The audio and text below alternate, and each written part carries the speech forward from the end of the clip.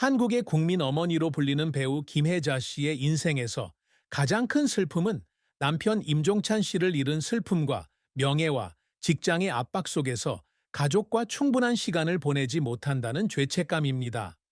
김혜자는 1941년 10월 25일 일본 점령하에 경성에서 태어났으며 할아버지는 독립운동가 김홍두이고 아버지 김용택은 전 대한민국 사회부 차관인 명문가에서 자랐습니다.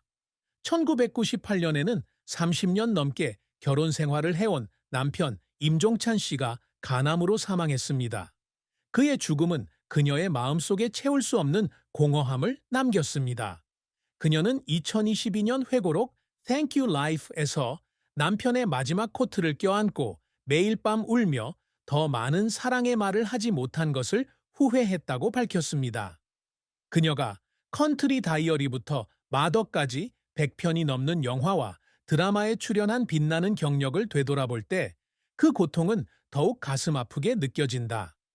한국 어머니의 전형인 그녀는 종종 집을 비우고 아들 임현식과 딸 임고은의 중요한 순간을 놓치곤 한다. 예를 들어 고은이의 첫 피아노 독주회나 임고은의 졸업식 같은 날 말이다. 1985년 당시 15살이었던 현식이 어머니가 집에 더 자주 와주셨으면 하는 내용의 편지를 썼을 때 어머니는 부산의 한 호텔방에서 눈물을 흘렸습니다. 명성이 아들의 마음의 공허함을 메워줄 수 없다는 것을 깨달았기 때문입니다.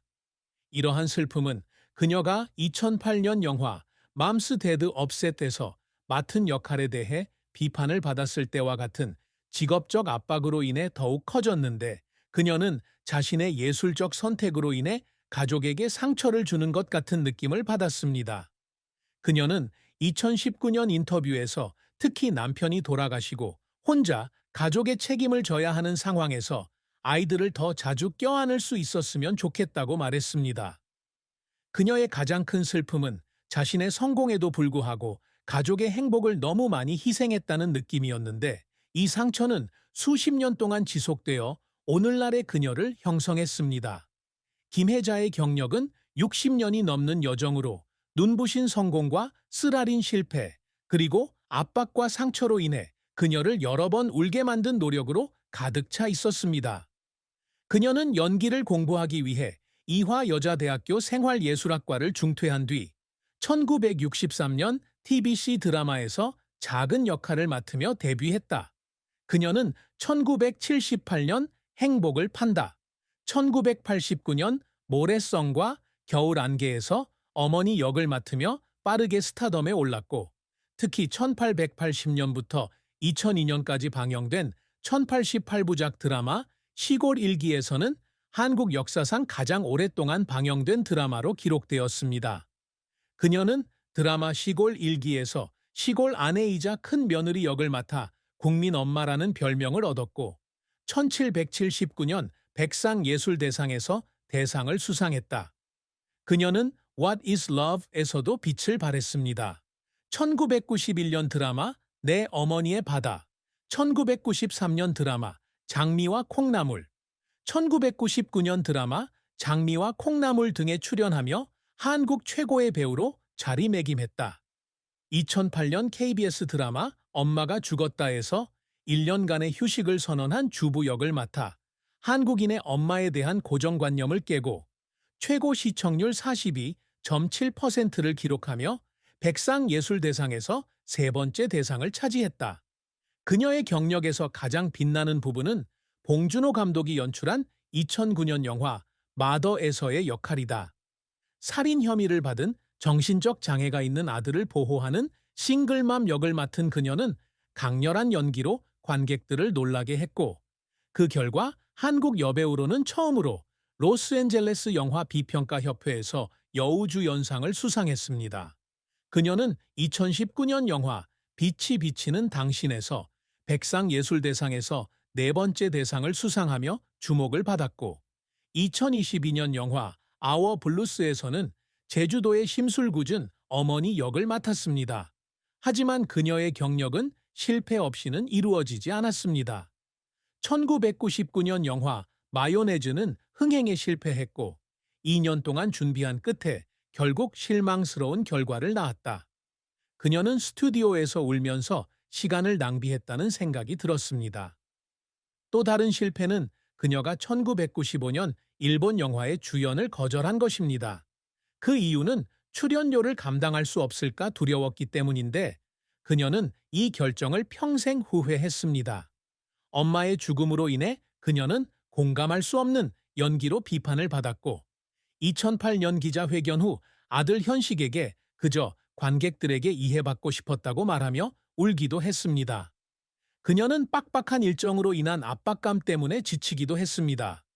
1990년 영화 사랑이란 무엇인가를 촬영하던 중 48시간 동안 쉬지 않고 촬영한 뒤 촬영장에서 쓰러졌고 회복한 뒤 딸 고은에게 계속 촬영할 수 없을까봐 두렵다고 말하며 울었다.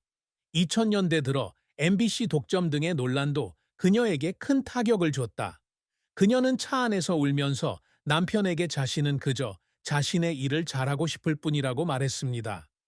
그럼에도 불구하고 김혜자는 굴하지 않았고 2025년 Heavenly Ever After에서의 강렬한 컴백은 그녀가 결코 자신의 열정을 포기하지 않았다는 것을 보여주었습니다.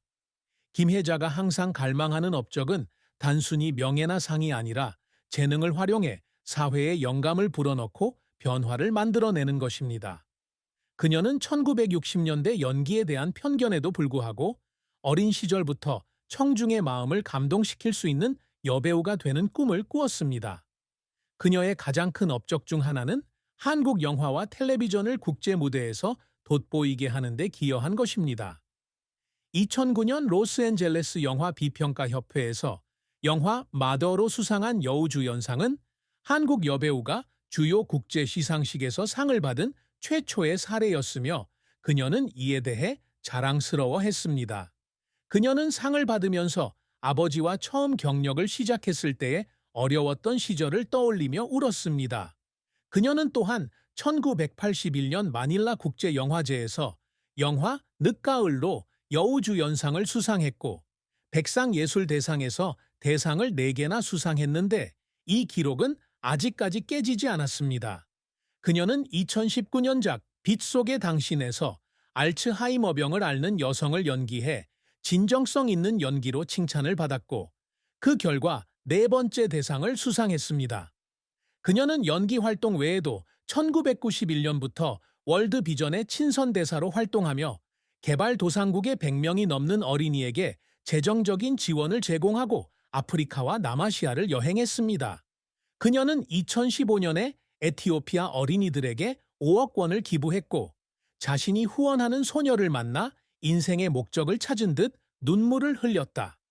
그녀는 또한 사회에서 여성의 역할에 대한 인식을 높이기 위해 노력했는데 예를 들어 수백만 명의 한국 여성에게 독립을 추구하는 데 영감을 준 엄마의 죽음에서 그녀의 역할을 맡았습니다. 2010년 어느 날 한 여성 관객이 자신을 바라보는 방식을 바꿔줘서 고맙다고 말했을 때 그녀는 청중이 자신에게 동기를 부여해줘서 고맙다고 말하며 울었습니다. 그녀는 교육에도 열정적이며 이화여대에서 연기와 인도주의에 대한 강의를 정기적으로 하고 있습니다. 이러한 성과는 인내와 예술이 세상을 바꿀 수 있다는 믿음의 결과입니다. 김혜자와 임종찬의 사랑과 결혼은 큰 기쁨과 깊은 슬픔이 뒤섞인 다채로운 이야기입니다. 두 사람은 1960년대에 만났는데 당시 그녀는 이화여대에서 공부하고 있었고 임종찬은 성공한 사업가였다. 두 사람은 3년간의 교제 끝에 결혼했지만 정확한 날짜는 공개되지 않았습니다. 두 사람의 결혼 생활은 30년 이상 지속되었고 임현식과 임고은이라는 두 자녀를 낳았습니다. 임종찬은 아내를 응원하기 위해 종종 촬영장에 찾아오는 사생활이 보장된 인물이지만 아내가 친밀한 장면을 촬영할 때는 불편함을 느끼기도 한다. 1993년작 어머니의 바다에서 배우 최불암과 배두신을 촬영하던 중 남편이 조용히 촬영장을 나갔고 그녀는 남편을 화나게 했다는 생각에 울음을 터뜨렸다. 그럼에도 불구하고 그는 언제나 그녀의 경력을 지지했고 그녀는 종종 그를 나의 연을 들어올리는 바람이라고 불렀습니다. 하지만 그들의 결혼 생활에도 어려움은 있었습니다. 그녀의 바쁜 일정 때문에 가족을 위한 시간이 거의 없고 이로 인해 스트레스를 많이 받습니다.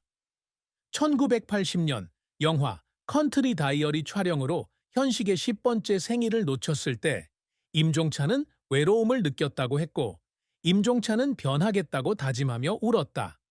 1997년 임종찬이 간암 진단을 받았을 때는 큰 슬픔이었습니다.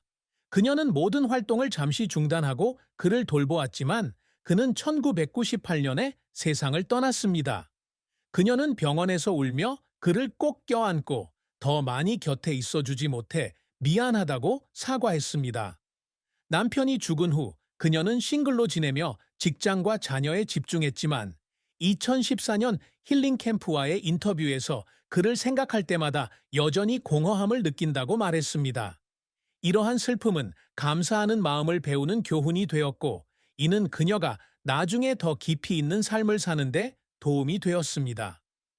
김혜자의 재산은 연예계에서의 성공과 뛰어난 재정 관리를 반영하지만 그녀는 검소하게 살며 수입의 대부분을 자선단체에 기부합니다. 2025년 기준으로 그녀의 순자산은 주로 연기, 광고 계약, 책 로열티로부터 1,500만 달러로 추산됩니다. 그녀의 주요 수입은 컨트리 다이어리, 맘스 데드 업셋, 더 라이트 인 유어 아이즈와 같은 드라마에서 나왔으며 그녀의 한 에피소드당 급여는 그녀가 가장 많았을 때 3만 달러 정도였습니다. 그녀는 영화 마더로 급여와 수익 분배금을 포함해 약 50만 달러를 벌었다.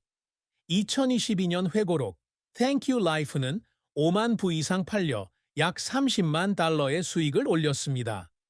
그녀는 또한 화장품과 건강보조식품과 같은 브랜드와의 후원 계약을 통해 연간 약 20만 달러를 벌어들입니다.